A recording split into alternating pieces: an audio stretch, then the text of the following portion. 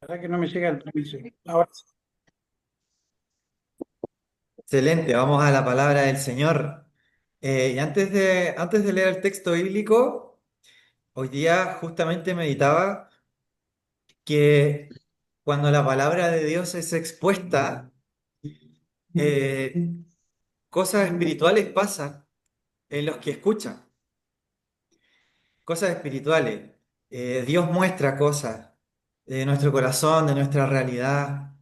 Entonces yo quiero invitarte a que tomemos este tiempo de escuchar la palabra de Dios, no con ligereza, sino que con una actitud realmente de, wow, Dios está obrando en nuestro medio, Dios está haciendo cosas, así que lo tomemos como con mucha urgencia, ¿sí? Como con mucha urgencia.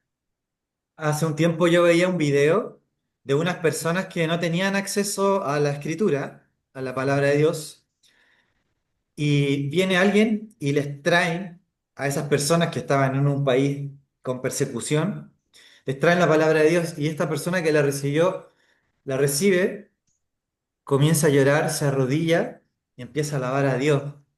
Dios, gracias, gracias, tu palabra, y se emociona profundamente. Yo creo que podamos recibir la palabra de Dios hoy así, con esa misma actitud del corazón. Así que permítanme una vez más orar, pero no creo que seas espectador, sino que tú también ores esta oración. Señor, aquí Señor, estoy, abro mi corazón, te necesito. Gracias porque tu palabra es alimento para mi alma y sacia lo profundo de mi ser, porque tu palabra es la verdad y la palabra viene de ti. No solo de pan vivirá el hombre, sino de toda palabra que viene de la boca del Señor. Aquí estoy, Señor. Aquí estamos, Señor. Gracias por este tiempo, en el nombre precioso de Jesús. Amén. Vamos a ir al texto bíblico que está en Juan 19. Si quieres, mientras tanto, ir abriendo tu Biblia y estuvimos reflexionando acerca de esto en Olivos, también estamos estudiando Juan. Eh, y la palabra siempre trae algo nuevo, algo hermoso. Ustedes pueden ver en esta primera imagen, mientras buscan este texto, aquí hay algunas monedas romanas. Esto es muy interesante porque digamos, la ciencia encuentra estas monedas y las empieza a categorizar de qué, el rostro de qué César es, de qué emperador, y empieza a haber un estudio sobre esto que se llama numismática, ¿ya? Un nombre curioso, numismática. ¿Y por qué está esta imagen al principio? Aquí dice conflicto de adoración. Muchas de estas monedas eran propaganda política, ¿sí? Muchas de estas monedas apelaban al César, y apelaban a una propaganda religiosa y política. O sea que en esta época, la época de Jesús también, ya se empezaba a considerar a los césares con una adoración hacia ellos, ¿no? Incluso se les decía a algunos que el César es el Señor. ¿A qué les suena eso de que el César es el Señor? ¿Qué dice Filipenses 2? Que toda rodilla se doblará y toda lengua confesará que Jesucristo es el Señor. Entonces, aquí hay algo importante que tiene que ver con el trasfondo cultural. Y yo creo que podemos tener de fondo, como de música de fondo, esto para leer el texto bíblico. Porque vamos a ir a esta escena en la que Jesús recibe una corona de espinas y la gente se burla de él. Pero Jesús está sufriendo por nuestros pecados, por nuestras transgresiones. Entonces vamos a ir a esta escena de la pasión con mucha reverencia. Y también este texto bíblico va a traer a la luz cosas que tienen que ver con nuestro propio corazón y la necesidad que tenemos de rendir a Dios todo y de que realmente Jesucristo es el Señor y que sea el Señor de cada aspecto de nuestra vida. Pero para esto vamos a ir a esta escena en donde ya comienza la pasión de Cristo. Vamos a ir leyendo desde Juan capítulo 19, que dice, así dice, Pilato tomó entonces a Jesús y mandó que lo azotaran. Los soldados que habían trenzado una corona de espinas, se la pusieron a Jesús en la cabeza y lo vistieron con un manto color púrpura. ¡Viva el rey de los judíos!, gritaban, mientras se acercaban para abofetearlo. Y quiero que entres a la escena, a esto que estamos leyendo, un poco con tu imaginación también, porque cuando alguien recibe una bofetada es algo bien fuerte, es algo bien feo. Quiero que te imagines que a Jesús no lo bofetearon despacito. Ya aquí comienza un dolor, o sea, ya lo visten aquí con un manto color púrpura, en un sentido de burla, porque el púrpura era el color de los reyes, y se están burlando de él. Y además de burlarse de él, lo están abofeteando. Y mientras leemos esto, quiero que pienses y que puedas decir, esto el Señor lo hizo por amor. El Señor estaba sufriendo ya por amor. Versículo 4. Pilato volvió a salir. Aquí lo tienen, dijo a los judíos. Lo he traído para que sepan que no lo encuentro culpable de nada. Dice el versículo 5. Cuando salió Jesús llevaba puestos la corona de espinas y el manto color púrpura. Aquí tienen al hombre, les dijo Pilato. Tan pronto como lo vieron, los jefes de los sacerdotes y los guardias gritaron a voz en cuello, «Crucifícalo, crucifícalo». «Pues llévenselo y crucifíquenlo ustedes», respondió Pilato. «Por mi parte no lo encuentro culpable de nada». Vamos a detenernos aquí un momento. Es famosa esta frase, a ver si alguien se sabe esa frase que dice Pilatos. No aparece aquí en este evangelio, pero aparece en otro evangelio, que tiene que ver con, Pilato dice, yo me lavo las manos, ¿no es cierto? Lavarse las manos, sí. Exactamente, y estamos viendo esa actitud ya en este texto, si bien no lo dice, pero vemos esta actitud de Pilato de lavarse las manos, de querer zafar de la situación. Por eso, de alguna manera, vemos que Pilato está diciendo con esto de, miren, aquí ya está, es suficiente con esto. Pilato quiere zafar de meterse en mayores problemas. Sin embargo, el pueblo le está exigiendo, pero crucifícalo, crucifícalo. O sea, no es suficiente con esta burla de la corona de espinas, no es suficiente con el manto color púrpura, y no es suficiente ya con con los rastros de bofetada que tenía en la cara, no es suficiente con eso. O sea, crucifícalo. Quieren ir más allá, más allá. Y la verdad es que nuestro pecado es el que Jesús estaba cargando. No solamente un sufrimiento físico, aquí ya comienza también, y la pasión se trata de una agonía por un pecado, por el pecado de todos nosotros, como dice Isaías, Jehová estaba cargando sobre él el pecado de todos nosotros. Entonces vamos al verso 7. Nosotros tenemos una ley, y según esa ley debe morir, porque se ha hecho pasar por hijo de Dios, insistieron los judíos. Al oír esto, Pilato se atemorizó aún más, así que entró de nuevo en el palacio y preguntó a Jesús, ¿de dónde eres tú? Pero Jesús no contestó nada. ¿Te niegas a hablar?, me dijo Pilato. ¿No te das cuenta de que tengo poder para ponerte en libertad o para mandar que te crucifiquen?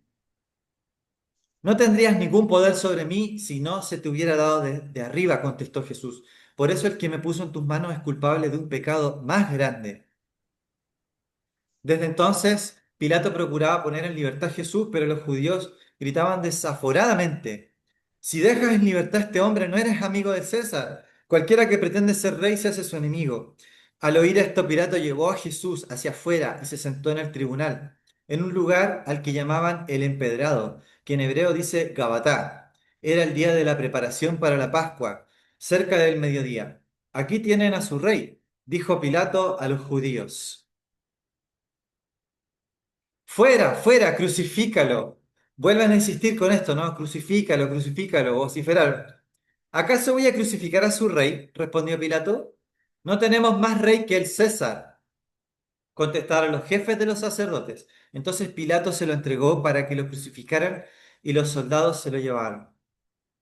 Hasta ahí vamos a leer el texto bíblico y quiero que podamos ver algunos puntos en unión que están como repitiéndose a lo largo de este texto bíblico y que tiene que ver con una palabra clave.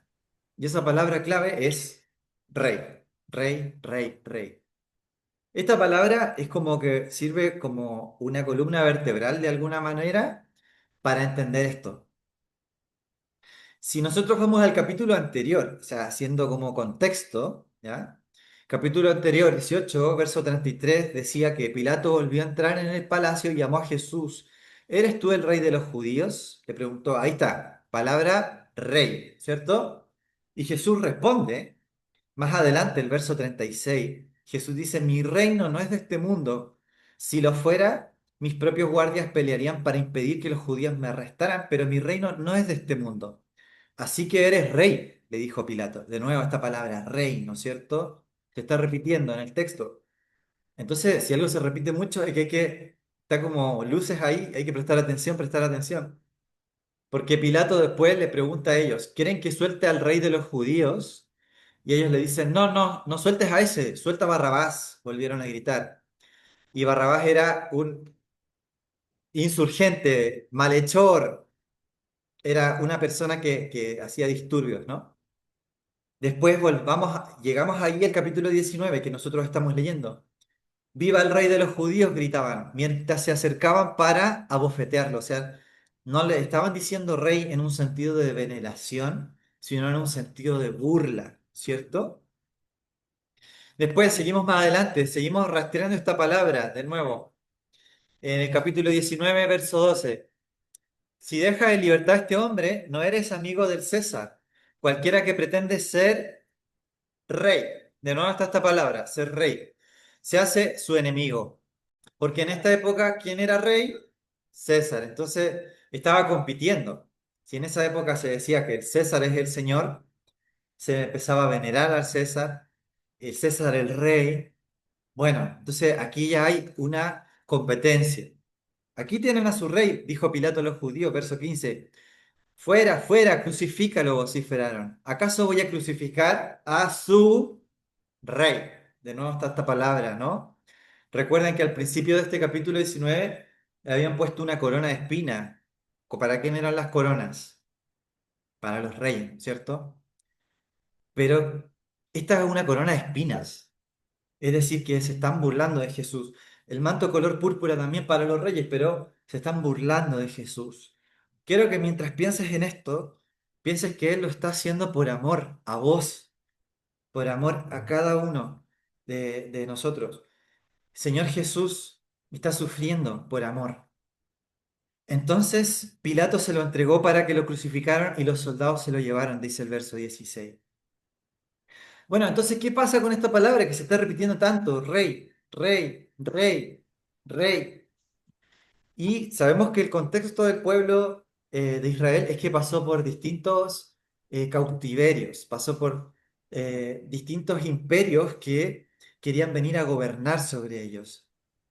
Y ahora están bajo el imperio, la potestad política de Roma, pero Dios es soberano sobre eso. Y aquí hay un versículo clave que quiero compartirte, que tiene que ver con la adoración que había en Roma. ¿Qué pasa con eso?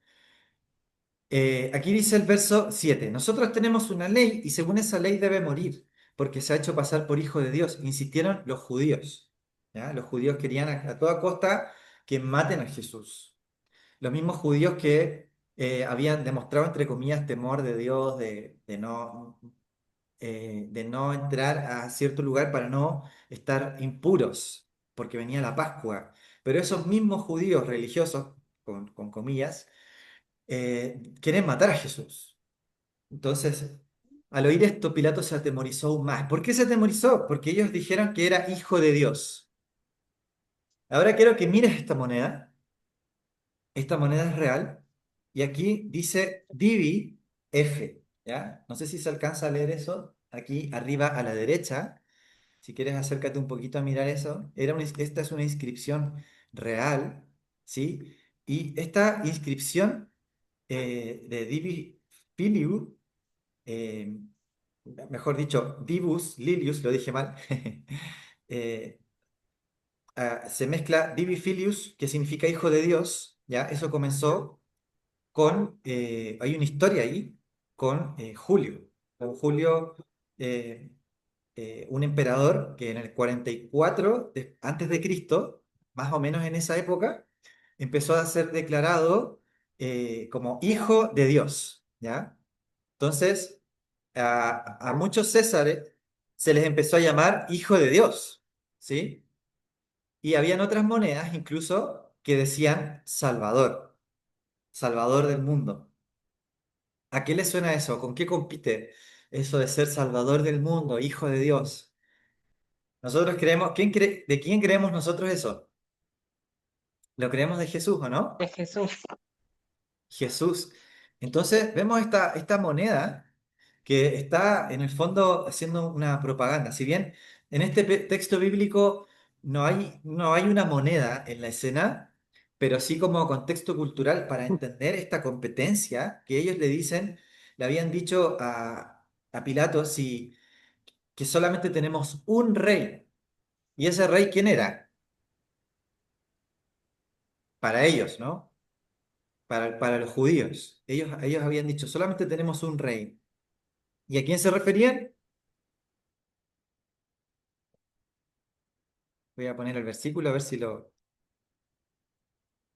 Aquí el verso 15. Ellos decían, crucifícalo, crucifícalo. Pilato dice, ¿acaso voy a crucificar a su rey? Y ellos dicen, no tenemos más rey que el César, ¿no es cierto? Sí. Entonces aquí está esta cuestión, que Dios tenía para su pueblo un plan, y el plan era que Dios fuera su rey, que Dios gobernara. Y la última cosa que el pueblo de Israel debía decir era que el rey de ellos era el César, o el emperador, o el rey terrenal. Eso realmente constituía eh, una idolatría, ¿sí? Es poner a otro rey que debía ser Dios, poner a otro rey. Solamente quiero saber si me están escuchando bien o estoy teniendo problemas de conexión. ¿Me escuchan Bien, bien? ¿Sí me escuchan bien? sí, Bien, sí. bien. Eh, entonces, aquí hay un problema de idolatría, porque el plan de Dios es que Dios debía ser el rey de ellos, pero ahora ellos, el argumento y el fundamento para decir crucifícalo, crucifícalo, crucifícalo, es que ellos tienen otro rey. Y ese otro rey, ellos dicen, es César. Solamente hay un rey y es César. Y encima esto que dicen en el versículo 15 que el que no tenemos más rey que el César, se suma al hecho del versículo 7, ¿no? Que le habían dicho que Jesús se había hecho pasar por hijo de Dios. En realidad Jesús es el hijo de Dios, ¿no es cierto? Pero ellos no lo estaban creyendo. Ellos dicen, según esa ley, la ley de ellos, debe morir porque se ha hecho pasar por hijo de Dios. Un título que también se le atribuía a César, Divi Filius, ¿no es cierto? Como decía la moneda. Entonces, de nuevo, otra expresión de idolatría, porque sí Jesús es hijo de Dios. Entonces ellos están negando la misma naturaleza del Cristo, del Hijo de Dios, del Mesías y del Rey de Reyes y del Señor de Señores. Y yo te quiero decir qué tipo de rey sí es Jesús, ¿ya? Porque esta idolatría es por la que Jesús está muriendo. Y es fácil para nosotros hacer una distancia y decir, claro, ellos son idólatras, ellos son los que crucificaron a Jesús y Jesús murió en realidad por nuestros pecados, la idolatría de nuestro propio corazón. Y quiero que hagamos un alto aquí para pensar lo siguiente. ¿Qué idolatrías nosotros luchamos hoy? Porque Jesús murió para que nosotros nos convirtamos de esos ídolos a Él, al Dios vivo, al Hijo de Dios, al Rey de Reyes, Señor de Señores. Y pueden existir hoy en día otras expresiones de idolatría. Quizás no es el César, pero a lo mejor sí es una figura política. Decir, no, sí, es que tal político va a traer la salvación.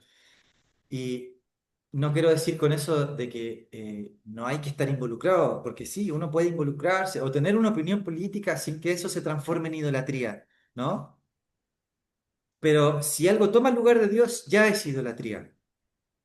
Otra expresión de idolatría, si quieren pueden ir interactuando en el chat ¿ya? Pueden ir escribiendo qué otras expresiones de idolatría hoy nosotros podemos estar luchando o la vemos en nuestra propia vida. Otra idolatría puede ser el que dirán los demás.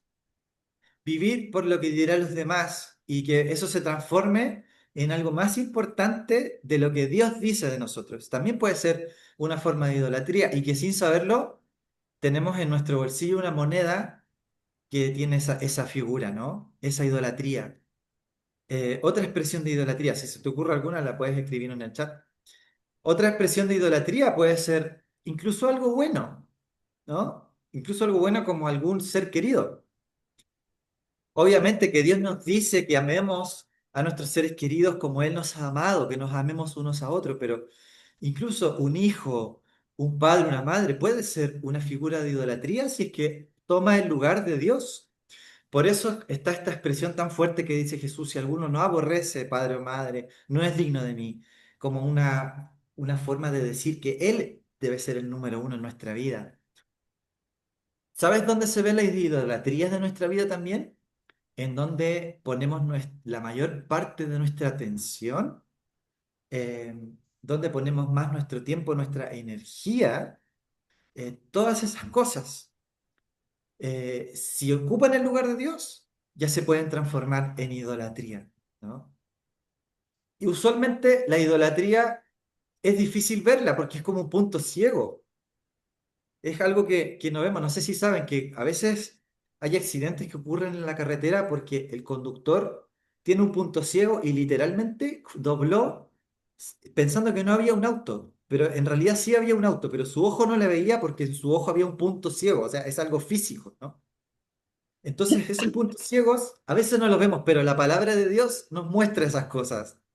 Aquí nos dicen en el chat el celular, los hijos, el billar, el confort, como detrás del confort material, estar detrás todo el tiempo del confort material, ¿no? Entonces, nuevamente, para ir cerrando esta idea, no es que Dios nos llame a tener una despreocupación, por ejemplo, por nuestra familia o una despreocupación de las necesidades. No, no, no, al contrario, Dios nos llama a estar atentos a todas esas cosas. El tema es cuando esas cosas ocupan el lugar de Dios. Y sin lugar a duda que cada uno de nosotros podría decir algo, porque la palabra del Señor nos está hablando. Y yo quiero decirte que Jesús estaba muriendo por estas cosas y por nuestros pecados.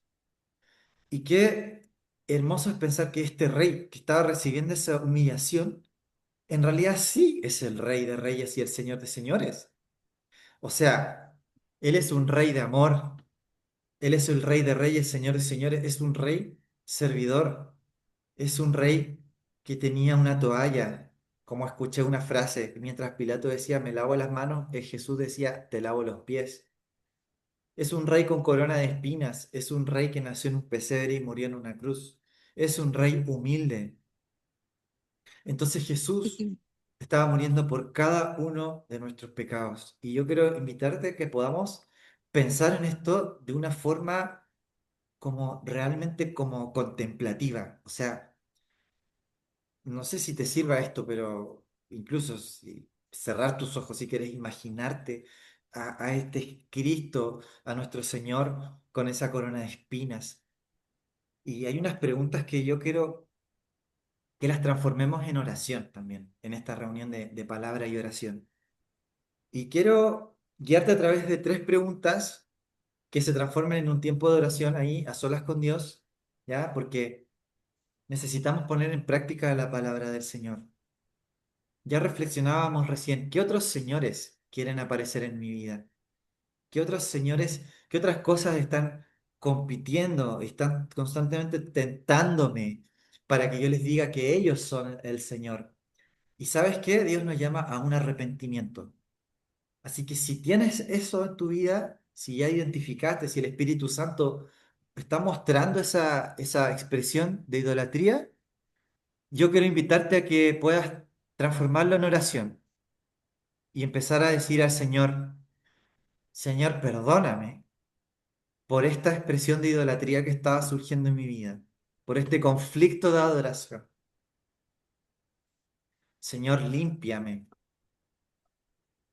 límpiame con tu sangre, esa sangre que fluía desde tu cabeza por esa corona de espinas. Y por eso es que yo quiero decir que solo tú eres el Señor, solo tú eres el Señor, y eres el Rey de Reyes y el Señor de Señores. Solo tú eres el Señor de mi vida, Señor, límpiame, perdona mi pecado. Tú estabas muriendo por mi pecado.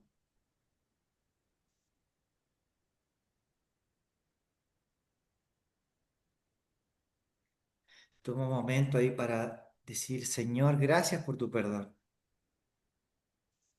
Porque si confesamos nuestros pecados, tú eres fiel y justo para perdonar nuestros pecados y limpiarnos de toda maldad. Gracias por tu perdón. Gracias, Señor. Gracias por tu perdón. Reflexionemos otra pregunta también en oración. Y esta pregunta es, ¿cómo actuamos frente a las presiones de la vida? Porque Pilato estaba siendo muy presionado. El pueblo le decía, crucifícalo, crucifícalo, crucifícalo. Y él finalmente cede.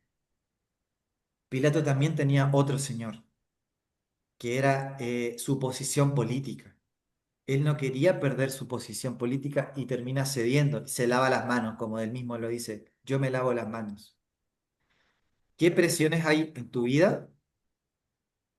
Y quiero que puedas decirle al Señor si hay alguna presión en tu vida. Tomemos un momento aquí en silencio que puedas decirle con sinceridad a Dios, Señor, estoy sintiendo una presión económica o quizás tu presión es familiar o es con respecto a alguna enfermedad y estás sintiendo alguna presión ahí. Toma un momento ahí para expresarlo a Dios en oración, en silencio. Hacemos silencio un momento.